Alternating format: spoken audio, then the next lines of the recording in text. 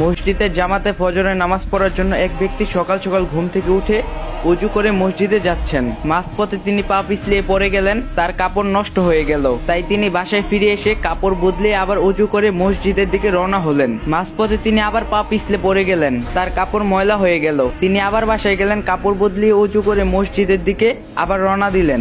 মাঝপথে আসতে লণ্ঠন হাতে এক লোকের সাক্ষাৎ পেলেন। লোকটিকে তিনি জিজ্ঞাসা করলেন, আপনি কি? সে উত্তরে বলল, আমি আপনাকে দুবার পরে যেতে দেখলাম, তাই ভাবলাম মসজিদে যাওয়ার জন্য আমি আপনার প্রদীপের ব্যবস্থা করে দিই।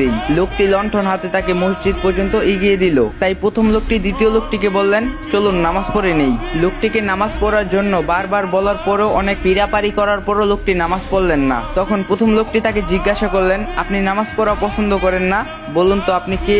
লোকটি উত্তরে বলল, আমি শয়তান। আমি আপনাকে প্রথমবার পা পিছলে ফেলে দিয়েছিলাম যাতে আপনি মসজিদে নামাজ না পড়ে আপনি বাড়ি ফিরে যান। কিন্তু আপনি যখন পা পিছলে পড়ে যাওয়ার পরও বাড়ি গিয়ে ফিরে আসলেন, তখন আল্লাহ তাআলা আপনার সমস্ত গুনাহ মাফ করে দিয়েছেন। দ্বিতীয়বার যখন আপনি পড়ে যাওয়ার পরও বাড়ি গিয়ে কাপড় বদলিয়ে আবার মসজিদের দিকে রওনা দিলেন, তখন আল্লাহ তাআলা আপনার পরিবারের সবার গুনাহ মাফ করে দিয়েছেন। এরপর যখন পড়ে গিয়ে আপনি বাড়ি থেকে কাপড় বদলিয়ে মসজিদে আসছিলেন, তখন আমি ভয় পাচ্ছিলাম, না জানি আল্লাহ তাআলা এবার আপনার গ্রামবাসীকে ক্ষমা করে দেন। তাই তাড়াতাড়ি আমি লণ্ঠন হাতে আপনাকে মসজিদে পৌঁছে দিয়ে গেলাম। ঘটনাটির দ্বারা আপনারা কে কি বুঝলেন সবাই কমেন্ট করবেন।